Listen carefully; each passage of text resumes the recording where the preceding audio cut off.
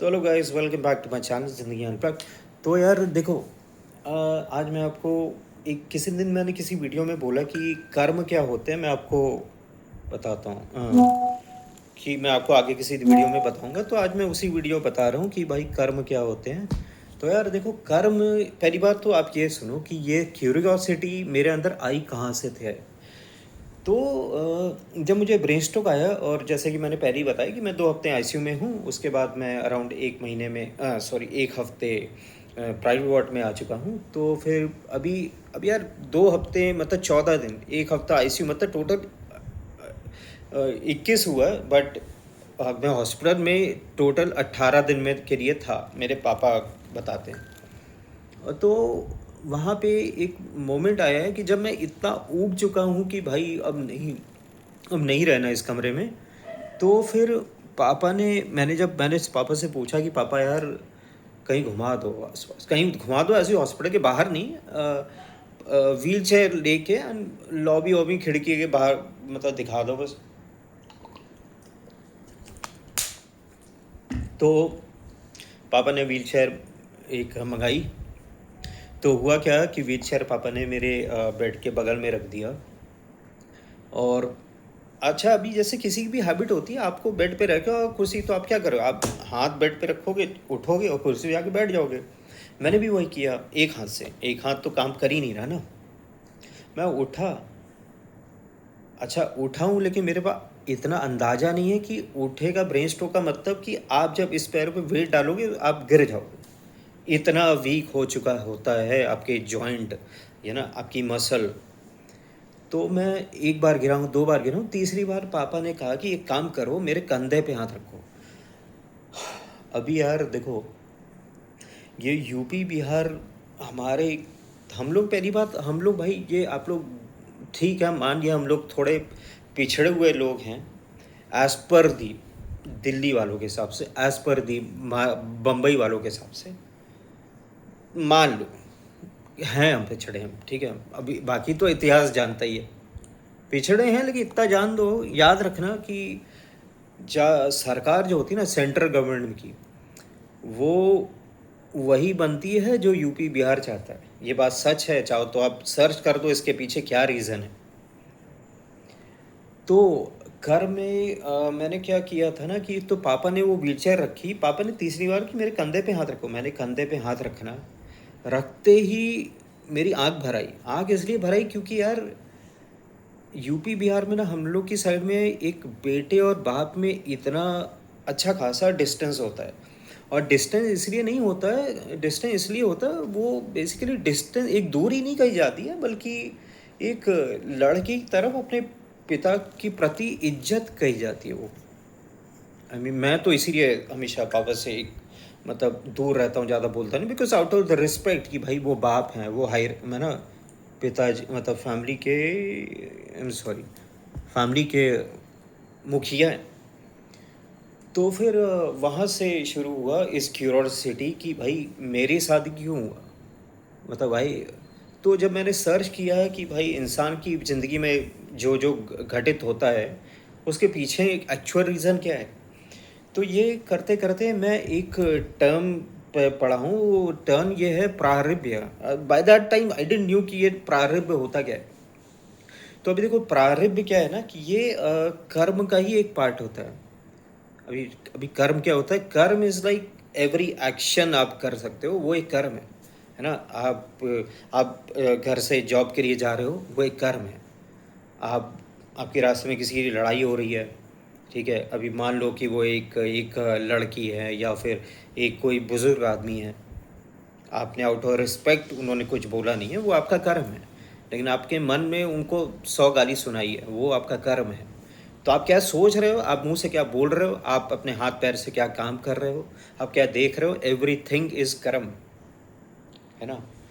तो ये है कर्म। तो अभी कर्म के 3 हिस्से होते हैं। पहला है संचिदा। संचिदा is like a warehouse. देखो कैसा है कि हमारा जो सोल होती है ना, हमारी आत्मा, ये ये ये ये इमॉर्टल होती है, ये मरती नहीं है, ये बस अपना कपड़े बदलती रहती है। कपड़े आसन बॉडी, ज़रूरी नहीं है कि ह्यूमन बॉडी, वो कोई भी बॉडी, वो एक पौधा हो सकता है, वो कोई, वो आपका शायद जो आपके घर में पेट है वो उतना भी भाग्यशाली हो सकता है जैसे कि कोई डॉग। जो आजकल के डॉग मुझे बहुत लकी लगते हैं कि डॉग की किस्मत बहुत अच्छी है आज की डेट में, है ना। हम इंसान की तो ऐसी ही है। तो संचिदा इज़ लाइक एक वेयर हाउस, है ना। आपके सोल में जितने भी जन्म लिए हैं, उस जन्म में आपने जितने भी अच्छे और बुरे कर्म करे हैं, तो वो एक एक पूल है, एक वेयर हाउस है आपके सारे डीड का। अब उसमें से ये प्रारब्ध निकलते हैं। प्रारब्ध क्या होता है कि मान लो, लेट सपोज कि मैं बी हूँ, ठीक है। ए मेरी लाइफ है, ए को मैंने छोड़ दिया, उस टाइम मैंने ए से पहले भी है ना, जो भी आप समझ लो। मान लो कि पिछली लाइफ में मेरे कुछ कर्म है, उससे पहले मैंने 100 जन्म और किए, तो उसमें जितने भी अच्छे जितने भी बुरे कर्म हैं, तो उसमें कुछ अच्छा कुछ बुरा जो भी निकालते हैं, आई एम श्योर ईश्वर ही निकालते होंगे। उनका अपना कोई क्राइटेरिया होता है यार, है ना। एआई वेआई तो हम बाद में है, वहाँ तो एआई का बाप बैठा है। तो फिर यही है यार, मतलब ये अब प्रारब्ध वो होता है कि आपके संचिता में कुछ कम उठेगा, जो कि इस लाइन में आप चाहे अच्छा चाहे बुरा आपको झेलना ही होगा, मतलब वो आपके कंट्रोल में नहीं होगा। एंड इफैक्ट पता है क्या, एक श्री कृष्ण ने गीता ने बड़ी साफ लिखा था। वो लाइन है कि कर्मण्येवाधिकार रस्ते माँ फलेषु कदाचन। I am not too sure, Sanskrit था तो प्रिटी श्योर कि यही लाइन है। थोड़ी बहुत शायद प्रोनाउंसिएशन गड़बड़ी हो गई है, तो कोई बात नहीं, माफ़ कर देना उसके लिए। तो इसका मतलब यही है कि इसका मतलब यही है कि आप, इसका मतलब ये ना कि आप कर्म करो, तो काम करने के लिए आपका अधिकार है उसके ऊपर, लेकिन फल की इच्छा मत करो, उस पर तुम्हारा अधिकार नहीं है ना। You don't have the right की, कैसा ना आप पेपर दे दोगे, अब आप बेकार पेपर दो, आपको 100 में 20 नंबर आएंगे, तो भाई वो आपका अपने कर्म ही ऐसे किए, 20 नंबर के किए, और हम सोच रहे हैं कि 100 आएंगे, तो है ना। लाइक श्री कृष्ण से फल की इच्छा मत करो, उस पर अधिकार नहीं है तुम्हारा, वो तो तुम्हारे कर्म ही देगा फल। तो एंड जो तीसरा पार्ट है वो है क्रियामान कर्म।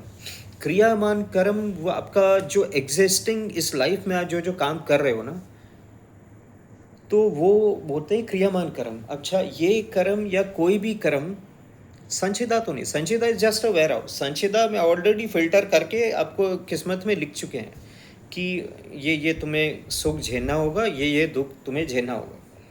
एंड क्रियामान कर्म की जो अब आप जब पैदा हो ही चुके हो, तो अब जितने भी आप अच्छे बुरे काम कर रहे हो वो क्रियामान कर्म है, तो क्योंकि वो प्रेजेंस है आपका। अब ये कर्म आपका भाग्य भी ना बनाएगा, उसी ज़िंदगी में आपका पूरा फ्यूचर बनाएगा। लेट्स से कि मैंने मैनेजमेंट की पढ़ाई करी है, तो मैं मैनेजर बन गया। किसी ने मेडिकल की पढ़ाई करी है, वो डॉक्टर बन गया। किसी ने फिजियोथेरेपिस्ट की पढ़ाई करी है, वो ऑनको डिपार्टमेंट एक बदतमीज डॉक्टर बन गई। मैं जब किसी के पीछे रहता हूँ, मैं छोड़ता ही नहीं हूँ, सच बता रहा हूँ, ये मेरी बहुत गंदी आदत है। मैं थोड़ा सनकी हूँ यार, मैं हूँ, और मैं थोड़ा ना बाय द लॉ जाता हूँ, चाहे वो कुछ भी हो। मैं इसीलिए इतना बोल रहा हूँ, क्योंकि मैंने कुछ भी प्रूफ दिया ही नहीं था यार। प्रूफ तो सारा मेरे पास है, बहुत सारे। पता इतना तो है कि मैं उस डॉक्टर को उस हॉस्पिटल से निकाल दूँ, और उस बीइंग ऑलरेडी अ स्टूडेंट की मार्केट कैसे गवर्न कैसे होता है, इतना तो पता ही होता है यार हर एमबीए बंदे का।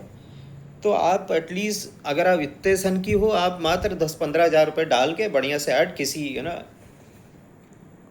डालो, कर दो मार्केट डाउन, उतना तो कर ही सकते हैं। और भाई वर्ड ऑफ माउथ तो है ही है, हॉस्पिटल तो वैसे ही बदनाम है सारे, है ना। तो फिर ये है आपके क्रियामान कर्म। तो हाँ, तो ये होता है यार कि देखो वही है ना कि, और हाँ एक चीज़ और देखो, जैसे कि आप जिस घर में पैदा होते हैं, वो आपकी कोई चॉइस नहीं है, वो आपके कर्म ही डिसाइड करता है कि अच्छा ठीक है ऐसे कर्म है, तो लो तुम यहाँ पे पैदा हो, इस हालात में पैदा होगी। एंड एंड इवन जिससे आप शादी, मतलब जिससे भी आपकी शादी होगी, तो यार इसलिए कभी किसी का ब्रेकअप होगा ना, चाहे लड़के या लड़की से, तो इतना वो ना ड्रामा मत करना। होता है ना कि लड़की का ब्रेकअप हो गया नस काट दी, लड़के का ब्रेकअप हो गया साले में फांसी लटका दी। अबे ये कोई बात होती है ना यार, पागल है क्या? ये सब नहीं करते हैं भाई।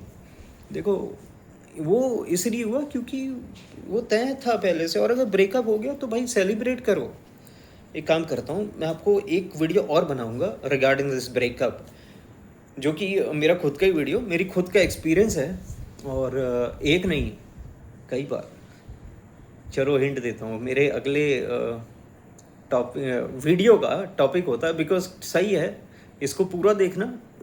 मज़ा तो नहीं आएगा क्योंकि मैं कोई एटलीस्ट लड़की की तो मैं बेइज्जती नहीं करता हूँ यार, किसी की भी, बट हाँ एटलीस्ट एक ओवरव्यू तो दे ही सकता हूँ, उसमें तो मुझे महारत हासिल है।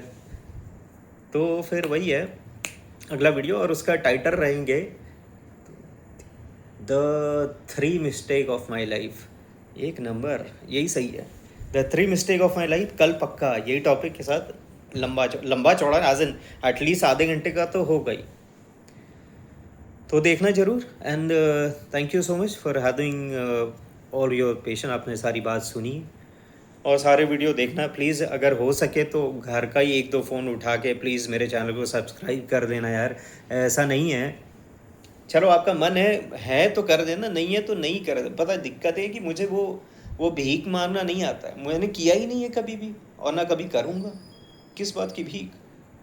और प्लीज़ इसलिए, और एक चीज़ और देखो, धमकी भी सुन लो। अगर किसी का मन हो रहा है कि भाई नहीं अच्छा लग रहा है, तो तुम कहते ना मत करो, छोड़ दो चैनल, छोड़ दो, अनसब्सक्राइब कर दो। क्यों?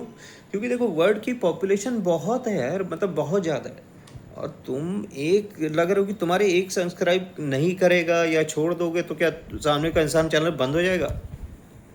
अच्छा बाय द वे, मैं इसलिए ये फालतू इसलिए शुरू करिए बिकॉज एक था मेरा फ्रेंड है, और उसने बातों बातों में मुझे कुछ कहा था। मैंने भी बातों बातों में उससे भी कुछ कहा था, and very very thankful to him कि वो मेरे सारे के सारे एक एवरी मिनट वीडियो देखता है। लाइक ऐसे लोग अच्छे होते हैं यार, मतलब एग्जैक्टली एक क्रिएटर यही तो चाहता है, और क्या चाहता है? तो कहना ये चाहता हूँ, तो उसने मुझे कहा कि यार तुमने ग्रेजुएशन में मार्केटिंग पढ़ी है, तुमने पोस्ट ग्रेजुएशन में भी मार्केटिंग पढ़ी है, तो तुम्हारा चैनल मतलब क्या, चैनल को वही कॉन्सेप्ट अपने चैनल पे क्यों नहीं लगा सकते हो? एंड आई वॉज लाइक कि मार्केटिंग ये कोई एक दिन का काम नहीं है यार, कि आप उसको रिजल्ट आने के लिए 2-3 साल लगते हैं मार्केटिंग के चमकने के लिए, अगर आप प्रॉपरली अच्छी मार्केटिंग करे हो तो।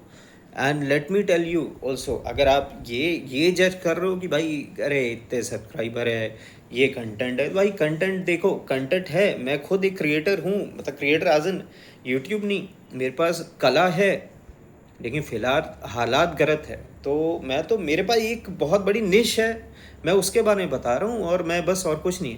एंड यू नेवर दो भाई, आप जैसे लोगों, तभी ऐसे ही लोगों की तो मुझे तलाश है जिनका मैं मुंह बंद कर सकता हूँ बिना बोले, बिना कुछ भी। लेकिन हाँ फिर भी आपके लिए बोलूँगा कि देखो भाई, हाँ मैं मानता हूँ चैनल कुछ खास परफॉर्म नहीं कर रहा है, क्योंकि मैं कोई दुनिया नहीं घुमा रहा हूँ, मेरी कोई लॉगिंग नहीं है, ये बस मेरी खुद की कहानी है। अभी एक इंसान की ज़िंदगी में कोई कितना इंटरेस्ट डालेगा, और ये मेरा मोटिव नहीं है कि मुझे अपने ऊपर डॉक्यूमेंट्री बनानी है। माई मोटिव इज़ कि बस मेरे जैसा कोई भी एक पेशेंट हो, अगर मेरी बात है उसे हेल्प कर दे।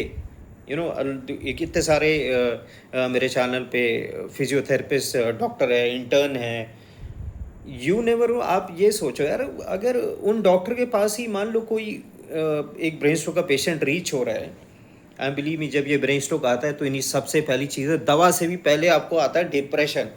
डिप्रेशन पहले आता है, दवा तो आप बाद में लोगे। और जब ये डिप्रेशन वाला जो फेज़ होता है ना, वो बहुत बुरा होता है। एंड ऐसे में अगर एक पेशेंट आप ये दिखा दो कि भाई ये देखो एक और पेशेंट, ये तो इतना ठीक हो गया, उसके लिए वो उम्मीद भी बहुत है। तो that is the only reason मैं इस पर हर वो चीज़ फोकस करूँगा इस चैनल पे, जो मैंने फील किया है, जो कुछ कभी सोच भी नहीं सकता कि ऐसा भी हो सकता है। एंड रही बार, अगर आप मुझे पहले से जानते हो तो यार देखो, मेरा हर चीज़ पे भी ये प्लान भी हमेशा रेडी होता है। एक्सेप्ट फॉर रिलेशनशिप, वहाँ मैं हमेशा बड़ा लॉयल रहता हूँ, भले वहाँ पे मेरा कोई प्लान भी नहीं रहता। बट बाकी अब जैसे आप ये देख रहे हो एक चैनल, आपको do you have any idea मेरा एक चैनल है वो मोनेटाइज है?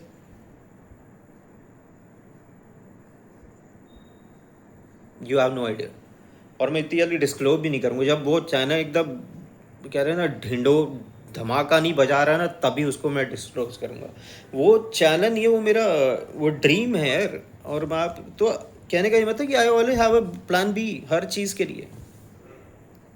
मेरे पास जॉब नहीं है तो भी मेरे पास प्लान बी है भाई। मैं किसी एक कंपनी में काम करता हूँ, वहाँ पे भी मैं हमेशा एक कंपनी रिजर्व पे भी रखता हूँ कि यहाँ पे कभी गरिया के छोड़ूंगा तो अगली पे चला जाऊँगा। तो दैट्स मेरा यही तरीका है। I always has a plan B for myself. Anyways, thank you so much for having hearing me and having so much of patience. मेरे सारे वीडियो देख लेना आप लोग। बाकी थैंक यू, और कल तो आ ही रहा हूँ the 3 mistake of my life. Thank you so much everybody.